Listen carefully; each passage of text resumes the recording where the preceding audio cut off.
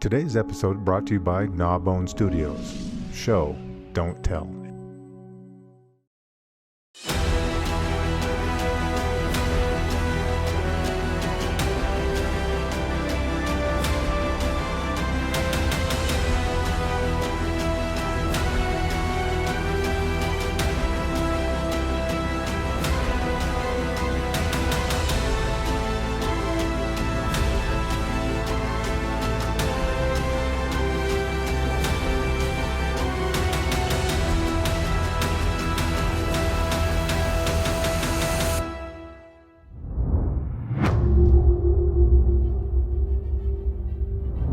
Stephen Lloyd didn't need a new career.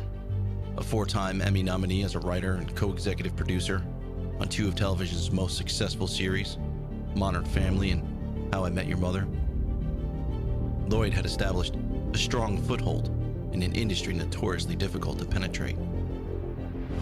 But the constraints of television can sometimes limit a writer's creative impulses, and Lloyd had an idea that required a broader canvas.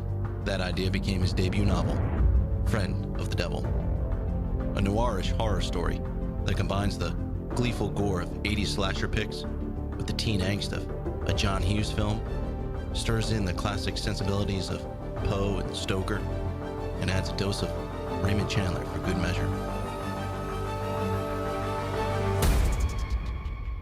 The result is a keenly original tale that stands apart from its peers.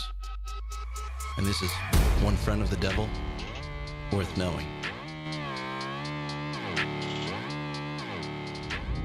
All right, boys. Yes. Let's welcome Mr. Stephen Lloyd to the show. Hey, how are you, sir? Cheers. Pleasure to be here. Thank you for having me. Awesome.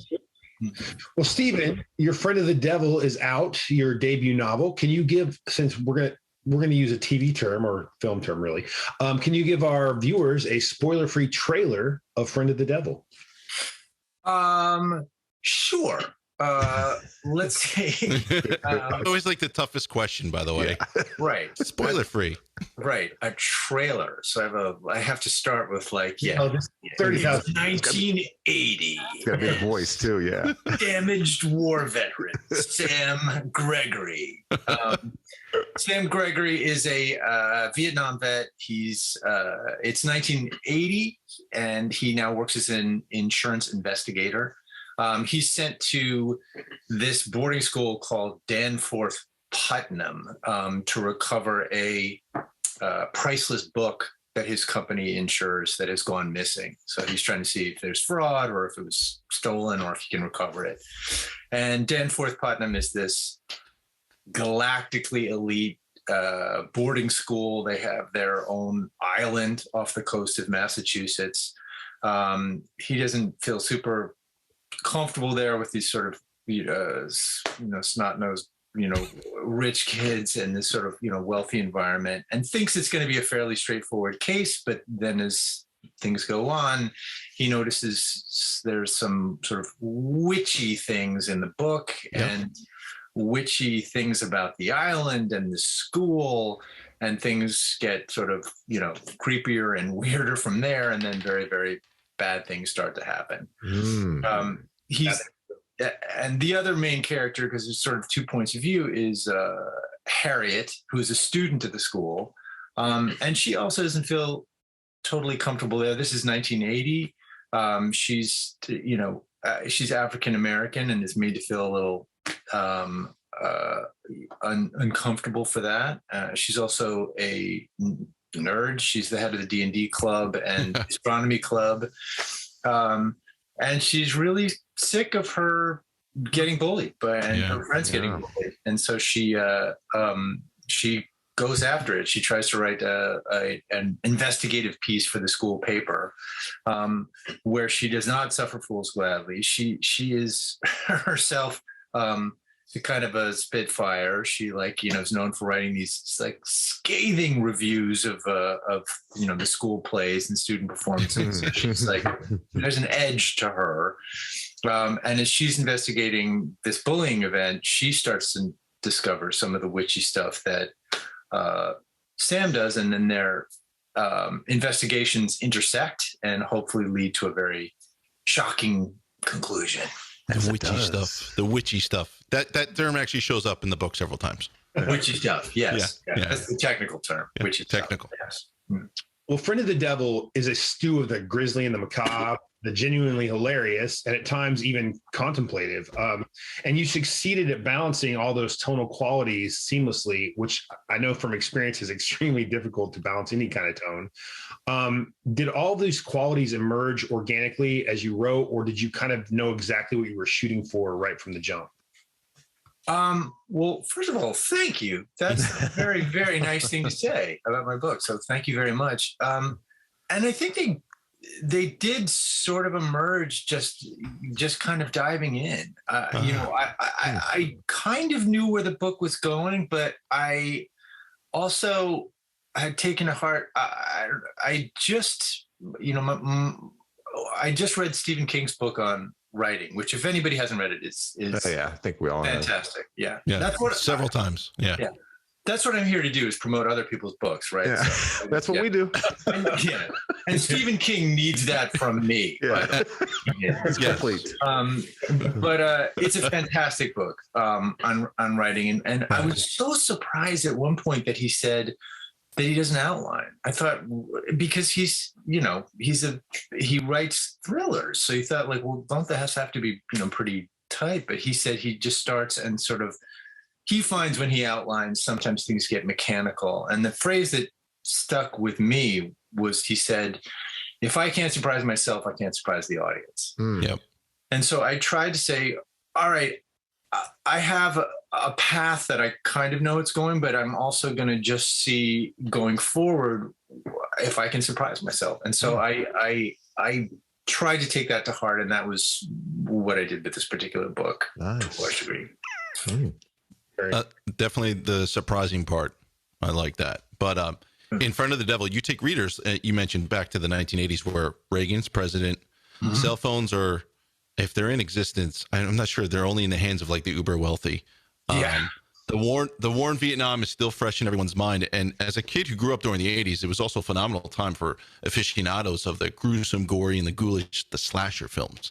Sure. And as I read this story, I couldn't help but draw parallels to those slasher cult-like films of that decade. So I wonder, were there any particular films or stories you drew from when setting out to write this book? Not specifically. I mean, I know what you're talking about, and I did like a lot of those movies from the 80s. Mm-hmm.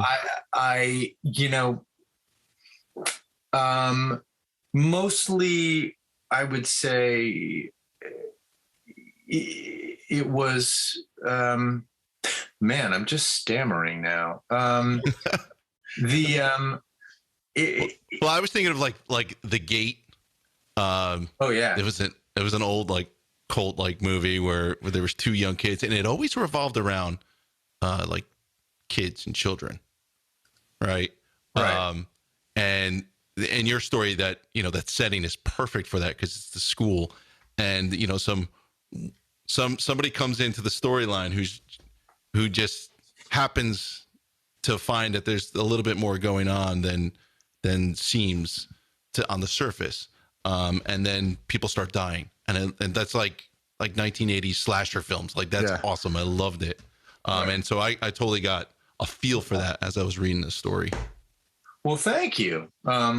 Yeah, I think that's also something, I mean, to mention him again, Stephen King does all the time, is he takes some sort of relatively familiar or what seems like not a scary place, and then makes very, very scary things happen. Mm-hmm. So I'm sure that was the influence. I don't think people realize, or maybe some people do, some people don't, that you've had a pretty storied TV career. And there's a lot of creative types that all kind of work together, coming up with one product, kind of some sort of finished output.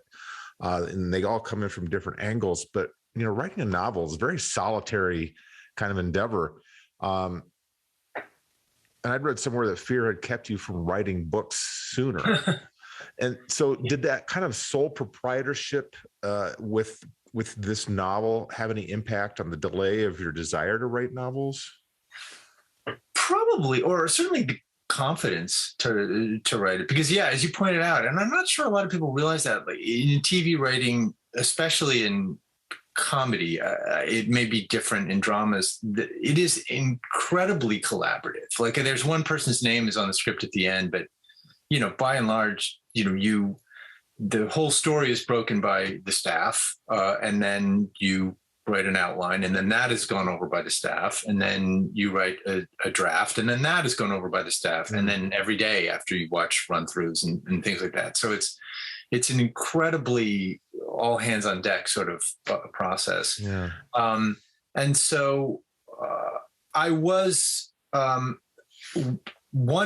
actually really loved being able to sort of sit down at the typewriter and just say, this is all typewriter. It's 1980 again at the computer, and write a book that was really all mine and that I can sort of do everything with. But I was definitely a little intimidated by it. Felt like I'm leading with my chin a little bit, writing a book. How's this going to go? Because it is scary, but I will say that I absolutely loved it. It was just so fun to be able to sit down at the computer and write things and just experiment with things that you can't in a TV script. Like it's I was saying to a friend, like, nobody wants you to describe the crisp October day in your TV script. That's just going to get you yelled at the production. Move along. We don't care what is. New England day. That's what we want to know. Talk to the lighting department about anything else. Or getting. But I did really. I was intimidated by the process, but I ended up loving it. Yeah, we've heard that from a number of people that we've had on the show with your kind of background, that it was kind of like refreshing, like, oh, thank God. Like I get to like actually sit down and actually take a moment to kind of go through things, and you're not on the clock. Like, it's great. But unfortunately, then you realize, but it's also all on me. Yeah, that's the counter argument. You can hide behind a little bit, in a TV script if things don't work out, and you get like, well, this was really all of us, but you can't do that in a book. Like, you only got you to blame for anything. Yeah. So.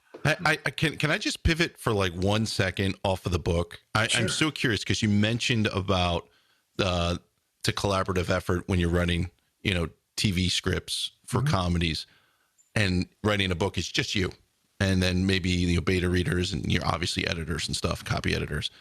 How many people are in that room for, like, say, a typical episode for Modern Family?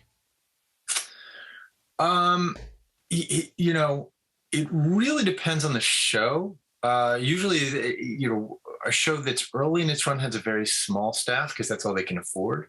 And then if you have like a mega hit like Modern Family, you can afford a lot of writers. And by the end, we must have had like 12 writers. Wow. You get anything done? Well, we split into 2 rooms. Modern Family is really like it was a no nonsense place to work. Oh. And it really would split into 2 rooms because there were also so many storylines on Modern Family to do. Right. Like, all right, this room is going to do Jay and Gloria and the kids, and then this room is going to do Mitch and Cam and the Dumpies or something. And so things would be running in parallel just to sort of get it all done. Gotcha. Pretty cool. Well, and we've been talking about the differences between screenwriting and prose writing. Another difference is screenwriting, particularly TV writing, is constrained by a very specific structure. Unless you're David Chase writing, Right. but particularly on network television. And in a novel, all those shackles are off. So I'm curious, did you find that freeing, or is the act structure so ingrained in your writing psyche that it just imposes itself as you write? That's a really interesting question. I think it was ingrained in me because it was more than I realized.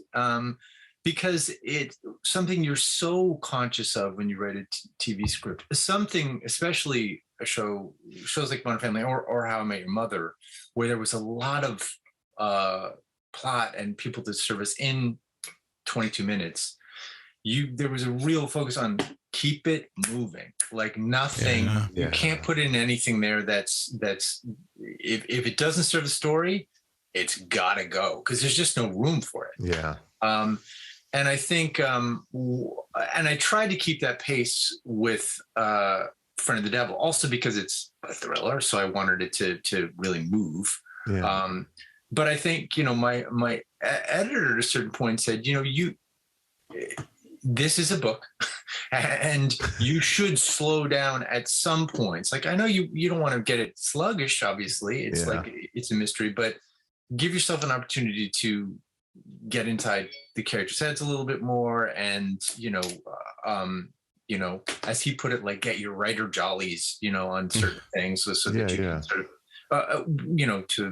whether you're being a little philosophical about this or that, or, not ponderously so. I didn't want to go off, 40 pages talking about my opinion about America, but it was just, but just to let the characters have a little bit more sort of depth and texture, and the world a little bit more depth and texture in a way that you don't really have an opportunity for in a TV or a movie script. Yeah, because readers skip the boring stuff. And there was no boring stuff in this. Yeah. So God bless you. Thank you.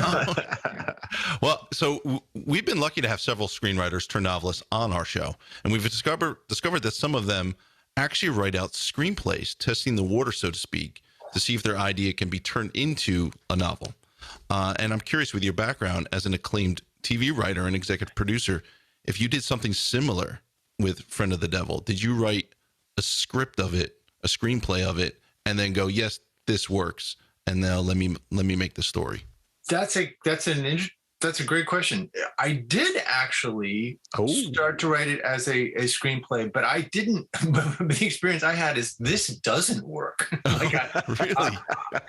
But it does. I think I had to go the opposite way. I think I had to write it as a book. I think now it would work great as a screenplay or a limited edition like TV show, but I had to write it as a book first to get it. I think I couldn't, oddly, I couldn't go right into writing it as a screenplay. I think I needed to kind of sit down and work it all out as a book so that I could see it all and get inside the characters' heads in a way in order to see it. So how far did you get? not too far. Not too far. And you're like, I was thinking, wrong idea.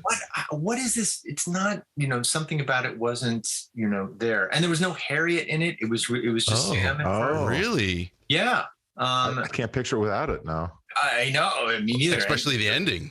Yeah. The ending is hard to picture without Harriet. Right. It was a very different ending. It would completely different. Yeah, so I really needed to write it as a book. I think for me, it makes sense of it. So interesting question. Let me ask you a quick 2-part follow-up. So, are you pitching this as a TV show first? And if so, in a situation like that, when you already have a TV network that you've kind of built your own, do you work? Is it all an agent pitching it, or do you also sort of like have a whisper campaign going? Generally the way it would work would be, your managers or agents would sort of set up different meetings at places, or try to get, various producers maybe to read the book or stuff, and see if you could sort of, get it going that way. I haven't gone out to pitch it yet as a TV show or a movie, but I would like to. But that's how it would work. I would try to get them involved, and they would set up a slew of meetings with different people who could potentially. Yeah, I just didn't know, like, because some people. I didn't know if you've ever would casually say, "Hey, what? Hey, by the way." Maybe that's more of like I wish I had more of that sort of producer gene. There are I have friends who are like that, who are saying like, man, people are just afraid to pick up the phone. And I think I'm one of those people. I'm just like, you should just call people or whatever. But I'm probably too meek to do that. So I just usually go through the We'll regular. do that for you. We got you covered. Would you, this is my long way of me saying, would you guys mind producing? Got nothing to do this afternoon. Thank you. Thank That's you. done. We have a small fee though, very, very, very small That's fee. it. Whatever it is. I'm a terrible negotiator. It's usually just really bourbon. whatever you want. Sip, would you mind is not the way. Hey, there's an often repeated piece of advice in novelist circles is don't read the reviews. And Yeah. so this is your debut. And so where do you fall in terms of that? Have you kind of looked at it, or have you kept away from it? So kind of where are you at? I've completely kept away from it. My publicist at Putnam, who I adore, will send me the nice reviews. Oh, we got a really nice book here, which is great, and I read those. And I do not troll the internet to see what other people said. One reason I went to when about a year ago or something like that, Penguin, which is the parent company from Putnam, said, gives these little seminars that you can attend over Zoom. And I watched some other debut novels, 5 of them talk about pitfalls, the things you should avoid if you're like a very interesting group, all very, very different, writing very, very different type of novels. And the one thing they all said is, don't go on the internet and look at the review. I was like, oh, file that away. Because as you know, like anybody can write anything. And I thought like, I just don't, that's not going to be like, that's not going to be water off a duck's back for me. I'm sure I'm going to be like, oh, because I know, Modern Family, talking to like when that happened, both talking to the actors and the writers on Modern Family, they said there's a game you play where, especially if you have like a hit, like, you get sort of addicted to like, the praise, whatever else. Yeah. And if you keep going, eventually somebody's going to be like, this sucks. This is a terrible book. And of course you were going to weight that 100 times more than you did. Good things. Absolutely. So I'm happy to just read the nice things that my publicist. Thank God there's a gatekeeper for you. Yeah, boy. Thank God. When I was doing solo, I was like, wait a minute, what? That's not even like right. You know, you can't do anything about it. Exactly. I didn't say anything like that. What do you think? About? What kind of publicist would it be if they just send you all the bad reviews? Like, this book is shit. Ooh, ouch. Yeah, that's the headline every single time. But, so that reminds me of, I play poker a lot, Texas Hold'em. And for a while, I thought about switching careers and just doing that full time.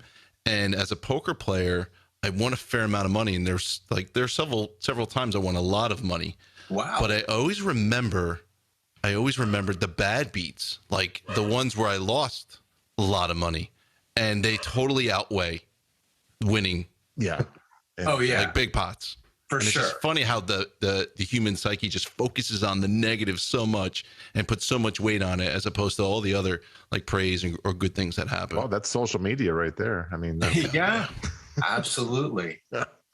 That's why I was just telling my daughters that, because we were talking about gambling, and I was saying exactly that. Like, I was never a big gambler, but it does seem like, if you lose $50,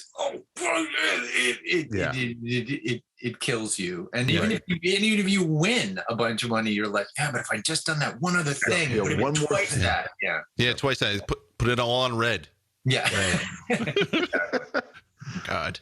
All right. Well, so now that you've written, and now that you have a novel out and you've written plenty of television, tell us a little bit about what your favorite and least favorite parts of each are. My favorite and least parts, I would say, favorite part of TV writing, if you go to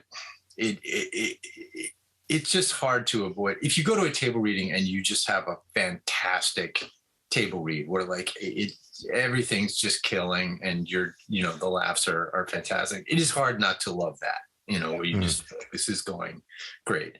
And the worst part is if you go to table read and that doesn't happen, and I'm sitting there just staring at your script, quietly sweating through your shirt, going, please let this be over soon, because this is the most painful experience of my life. Who wrote this one? Who wrote it? Please stand up. Yeah. Stephen Lloyd, everyone. Thank you. Please don't say my name. We don't need to hear that. I got to go to the bathroom. I'll be right back. Let's not bang that drum. We all did this, remember? It's collaborative, everybody. Very collaborative. Right? So that's probably that. And then in terms of writing books, just sort of, I think getting into that world, and especially if you feel like you're really hitting a click and going like, wow, that I really like what happened there. And I was able to come up with a description that I'm sort of proud of, or an insight that I feel is fresh, that I haven't seen before. That's, for any writer really in anything. I mean, that's just an exciting moment to feel. And the worst is probably having people go, sucks. I've seen that a million times before. Which is why, but see, in a book, I can just not go on the internet and see that. Whereas, in TV, you can't really avoid. No hiding. No. But we know from experience that the Hollywood, like the cinema and television, is an extremely tough nut to crack. Yeah. You've been very successful in it, though. But so, as the book publishing business, it's a tough nut to crack. Yeah. Do you think your time working in television prepared you for the book world? And were there any hiccups or barriers in the book world that surprised you? Well,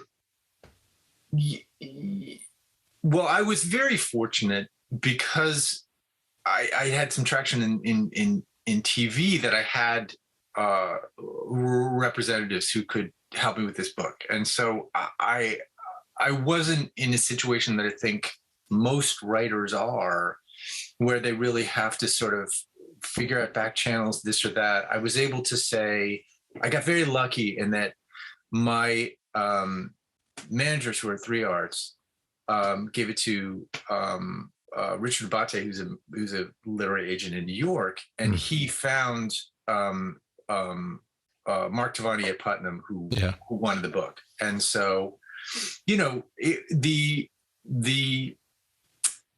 so I was very lucky in that.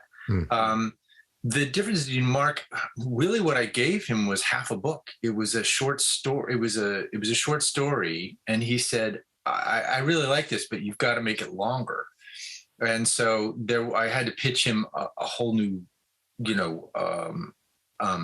angle on it. And that was sort of tricky, because I didn't really know how to expand it at first, because I was afraid, as you said, like, I'm afraid to make it sluggish. It's every time I reread anything that I've written, I want to cut stuff, because I just want to make it shorter and shorter. And so it's like, how do I add 40,000 words?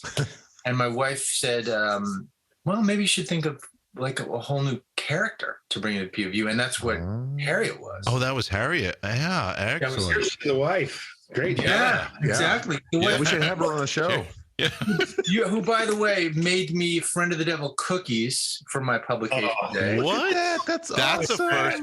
That nice? I've never seen that before. No, nor That's I. A first. That is. Wow. So she suggested, I pitched, so I thought, well, maybe this other character, and I pitched Harriet to Mark, who liked that idea, said go for it. And also, we talked a lot about the ending, because I had a very different ending at first, as I mentioned, that didn't really work in the screenplay.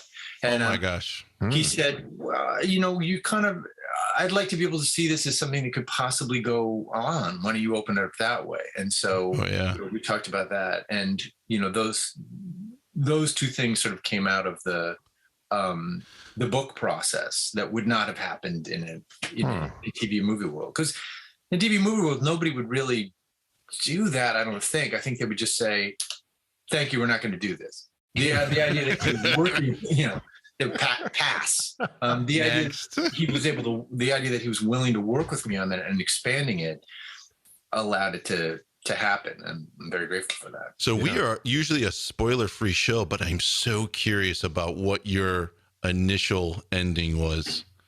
Oh, Can we talk about it and then just like bleep it? I bet it's coming up. I bet it's coming up again. Bleep. No, I don't want to say anything or ruin anything because as I told you before we came on air, the twist on this, I didn't see. Other people may see it coming, but maybe I don't know. But I did not see it coming, and I loved it. Thank you so much. I'm so happy to hear that. That part was in it. Yeah. Okay. The wrap up was the wrap up. Yeah. But I know I'm curious about the wrap up. Like, how else? Because it seemed to me that was a perfect fit ending. The wrap up originally, and you might have to edit it down, is that you end up back. Sam, I can't say. Don't even say it. Don't even. Okay, thanks. Don't even. Well, I kind of want to ask you a little bit about this whole question, though, is that, we read 100+ books a year for the show. Yeah. And so when you're submitting what essentially was a novella kind of, I mean, was that because of your background as a screenwriter and you couldn't help avoid it? Or were you hoping somebody would come along and help you fill in the page count to at least make it a traditional size book? Because it's still not a long read. Right. I mean, it's still, tighter than tight. And so was some of that intentional, or was that just, I can't get out of that script mode? Born of just complete ignorance of the process, and I really didn't know any better. Was really it. It was like, here, I wrote this thing, and then we're like, what? People don't publish novellas. I mean, if you're famous, maybe they'll do this part of a collection, but you're not, so we're not. So I just didn't know any better, really. But it got some positive feedback, so I wanted to. And God bless Mark, he was willing to take a chance on me and work with me on expanding it into. Yeah, what you point out is not a very long book. Right. It's still sort of a short, tight book. But I got to tell you though, I appreciate that, because there are some books that we read are like super long, and you're like, you probably could cut out the first 100 pages. Come on. But not this one. A lot of bloat out there. Yeah. Lean and mean. There's a lot of bloat out there, and this is lean and mean. So yeah, for sure. Oh, well, thank you. Yeah, I did try to keep it. If anybody hasn't read them, and I'm sure you guys heard them, like Kurt Vonnegut's Rules for Writers, and his first one that I love, and I'm gonna mangle it because this is a paraphrase, but he says, just remember that you are asking a stranger for their time. And I was like that. It's like, don't. Their most valuable asset, right? Yeah, I don't know. Yeah, if you're, so I always try to keep things as lean and tight as possible. Well, you're competing against, Netflix, your Prime, phone, Hulu, everything. Paramount Plus, Disney Plus. That's what you're competing against. Yeah. So. Yeah. Motto for the show, actually. Now that try to hear that. So let me ask you a question. What's next for Stephen Lloyd? Is it on the page or is it on the screen? I don't know. I think I did really love writing this, and it does end in such a way that I think there's potential for more. Oh, yeah. So I think I might write another a sequel to this, possibly.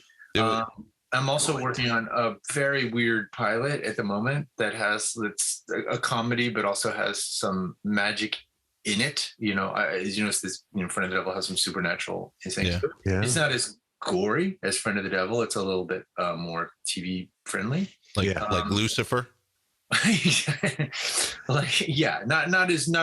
Not as dark as that. Yeah. I think it's a little like lighter, more sort of comedy stuff, and just supervising some stuff. So cool. I'm not exactly sure what's next, but I hope it's one of the things I hope is next is another book in the Friend of the Devil mold. Oh, well, right. I hope we get that. A friend of the devil. Of the devil? I was going to say. Yeah. That's my title. What did you say, Sean? I didn't hear you. I didn't hear what you say. Acquaintance of the devil. Oh, acquaintance. Yes, exactly. Just think about it on the same page. It'd be like one of those. A work friend of the devil. That's the Oh my gosh. Of the devil. That's actually really good. Well, Stephen, you've actually survived what we call the main part of the interview. Congrats. Way to go. So Nice. pat yourself on the back. This is phenomenal. And it didn't take, even before I read it, I saw some of the people who were raving about Oh this. my gosh. Alma Katz is a big friend of the show, and I trust love her. We love her. We have love yeah, Alma. she's great. Yeah. Yeah. So, If anybody hasn't heard the Deep, it's terrific. yeah, it is. Well, her new one, The Fervor, is The phenomenal. fervor is really amazing. Yeah. But anyway, so the second part of the show we call the lightning round, and it's as we always like to say, or I always like to say, your mom tells you think before you speak when you're growing up. Well, this is the portion of the show where you don't necessarily have to do that. You can No, just, Not at all. we don't before we ask the question. So why would you think before you? Yeah. No. So it's a little bit out of left field stuff, and you never know. So your brother, Christopher Lloyd, not the one from Taxi and Back to the Future, by the way. No. He's going to need roads where he's going. Co-created Modern Family, which you worked on. Yes. If he didn't like a line in your script, did he give notes, or did he just put you in a headlock and give you a noogie as a proper brother? No, he just gave notes. He was very, I think, careful to not sort of to not treat me like a brother on the show. It was Sibling. like I'm boss. He was professional. Damn it! Right. I was really That's hoping very professional. there. Okay. Yeah. Well, and as we said earlier, you co-produced and worked on How I Met Your Mother for 90 plus episodes. I mean, Jeez. Yeah. And that show has spawned How I Met Your Father. And we, before the show, were wondering what your interest would be in pitching How I Met Your Favorite Podcaster. Yeah. Sure. Absolutely. Done. Let's do it. Yeah. We'll do the pitching because would you mind working on this? It's probably not. I don't know. Send me a treatment. I'll put it out. I'll put it out later this afternoon. All right. What's a treatment? Yeah, I know. We have Nobody short knows. It's We just have- a word people yeah, throw exactly. around. I Exactly. think it's a synopsis, but it's Could be one page, could be 37, and I've seen them both. So we're not talking curtains. Okay. Okay, my last question. So I didn't work successfully, but I worked in film for a while. And Hollywood can feel like a very small community at times, and where everyone knows everyone, or at least everyone knows someone who knows everyone. Yeah. for sure. And you wrote on Modern Family, which features, of course, Sofia Vergara, Mhm. who is married to, and I'm going to butcher the last pronunciation, but Joe Manganiello. Right. Okay. So my question is, have you ever played Dungeons and Dragons with Joe Manganiello? Yeah. No, and I'm furious about it. Oh my gosh. Like, I don't know what I have to do to get an invitation to that party. It sounds He seems like a total fantastic. geek. Yeah. He is, dude. He's the best. I love how unabashed he is about his love for Dungeons and Dragons. Yeah. Yes. Same, Yeah. same. I think it's great because he has conversations on social media with like one of my favorite Dungeons and Dragons type writers, Margaret Weiss. who Yeah, wrote Margaret Weiss. The Dragonlance stories. Right. So that kind of leads into my first question, Sean. So Stephen, it's 1980. You are a student at Danforth Putnam. Right. And removing the plot from the story and all that stuff, it's just like a typical school. Which group of kids are you hanging with? Are you playing D&D with Harriet? Are you chilling with the jocks? Maybe you become best friends with Evan and learn some horticulture skills. So which is it? Where would you fit in? Kind of all, like in high school, I did not go to Danforth Putnam. I went to a giant public high school, but I was sort of mostly a D&D nerd, frankly. I mean, I ran cross country and track. I was not great at it, but I was sort of one of those. I certainly wasn't, nobody I think would describe me as a jock. And I was also probably one of the insufferable drama kids who was there, There you go. taking themselves too seriously doing that. So Well, one of you- those three clicks. Well, Yeah. after the show, I'll probably send you an invite to our D&D that we play on Mondays. So Do not tease me. Yeah. No, it's true. dude, I'm like the biggest geek too. So Oh my God. I got a starter set to try to get my daughters who are 9 and 10 into gosh. D&D. Yeah, it's perfect It was- age.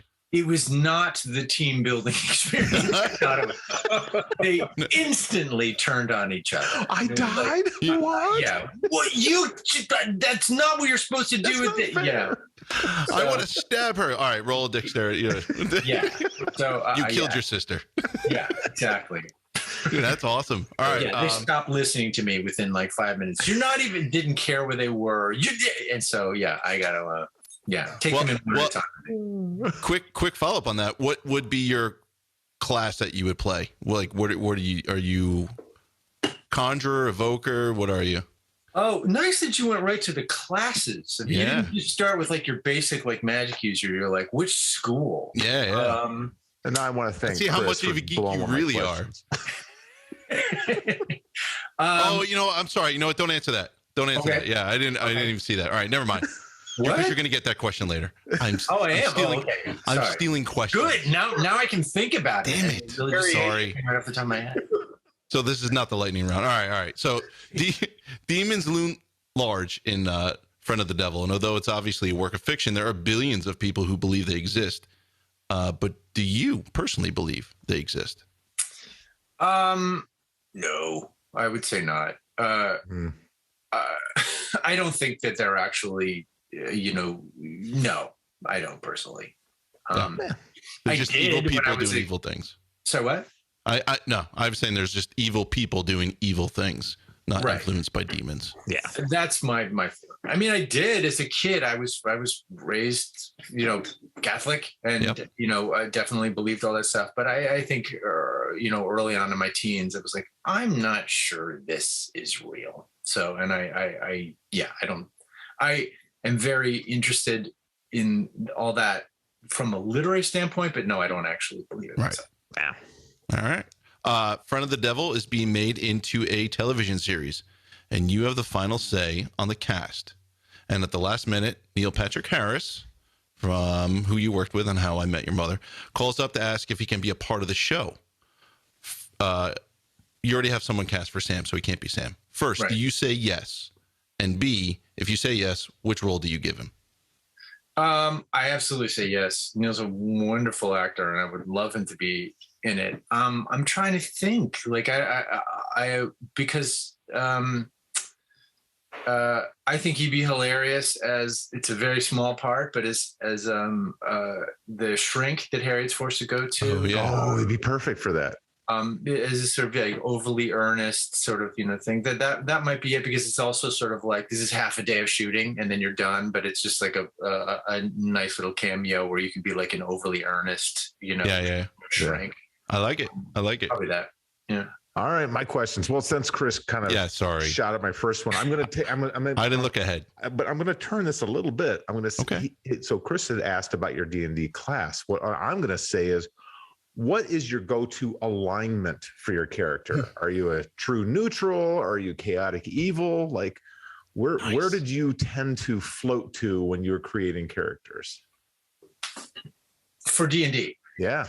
Oh, okay. I don't care about TV. I want to know about it. Exactly. Because I don't know what you'd call Barney Stinson, psychotic neutral or something. I don't know. Psychotic. Probably chaotic. He's definitely chaotic. Yeah. I cannot believe I'm probably chaotic good was probably like my favorite alignment. Yeah, I mean, chaotic good is a tough one to play. It is, but it's like it's more. And I probably as a kid was playing more fast and loose with those sort of alignment rules than you should. But it's not as stringent as lawful. Good. At least you're like, people can rely on you a little bit. You don't necessarily worry somebody's going to just thought this out quite a bit over the years. Dude, he's totally getting an invite to my. Thank you. All right. Number 2. So Modern Family is one of my favorite shows. My wife and I binge it all the time. Oh, wow. Have you ever considered a show episode told in horror noir theme? What might that look like? A Modern Family episode told in horror noir theme? Yeah. Wow. That's a good question. I don't know. I mean, not much of a lightning one, but hey. Yeah, maybe. Maybe. I mean, like once a show gets, it's funny. Like really by the last season, we found a lot like, what about this story? Oh, we did it. We've done it 3 times. Well, what about this story? We did it last week. Were you not there? What? And so, there's so many things. I mean, it was just, driving me crazy. So like by the last season, you probably could pitch, all right, let's do like a noir horror thing. Like, really? Like, yeah, maybe a flashback thing. I mean, I don't know if we get traction because their aesthetic, Chris's and Steve's tended to be they wanted very understandably sort of grounded, normal sort of family stories. So doing something that,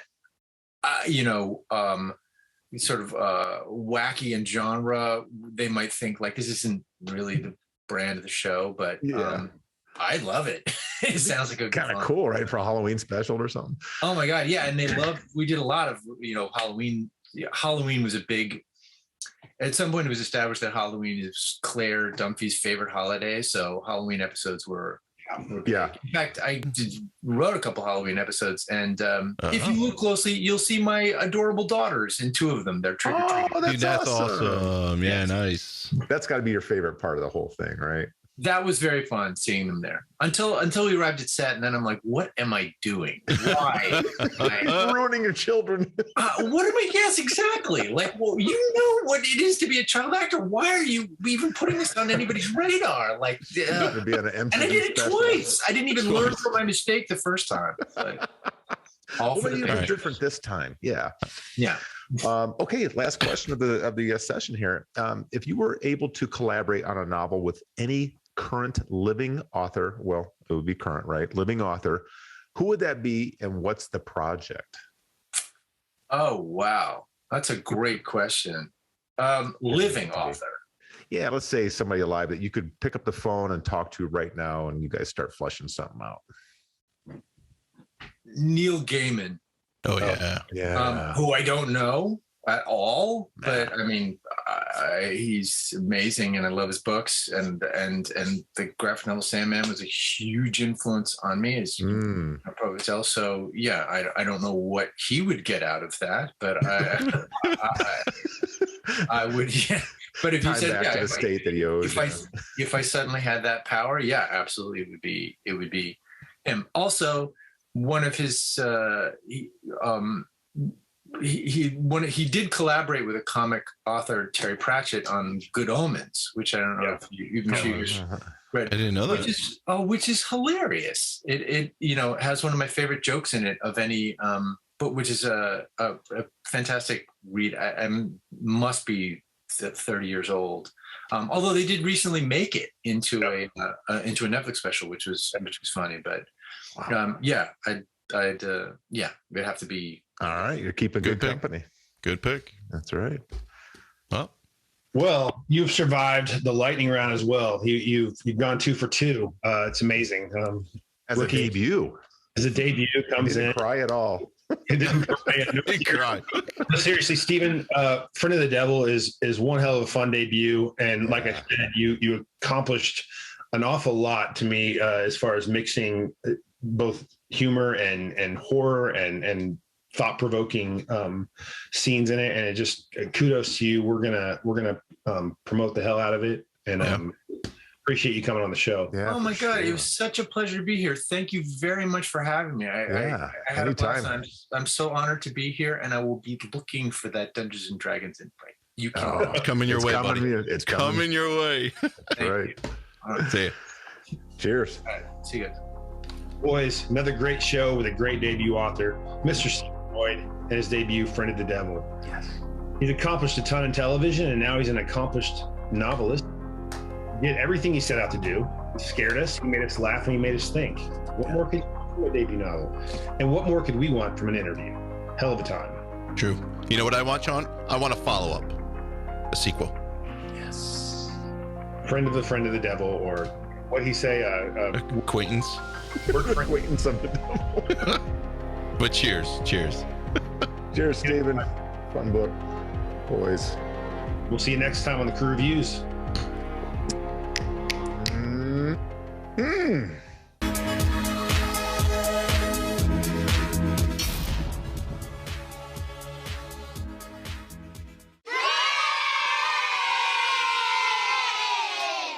All right, here we go. Wait. I'm not ready. What? Okay, he's got to write something. I'm gonna do this in my best trailer pitch voice, which is gonna be absolutely awful. And here we are, and Sean wearing his Gnawbone bourbon shirt that he's owned for years, finally found amongst the clutter in that closet. And here we go. In 3, 2, and meow. Gents, another great show. Mm-hmm. Are you done? He hasn't started yet. I just said yes. It was like a grenade going off. Wow. 3, 2, and woof. A what? He scared us. He made us laugh, and he made us. That's pretty tough to do. And I just want to tell everybody they need to go out and buy this book Without delay. Without delay. You're first and goal, brother. First and goal. Dude, you were like at the 5-yard line with the ball. On review, he fumbled right before he broke the play. Okay, well, 3, 2, and caw.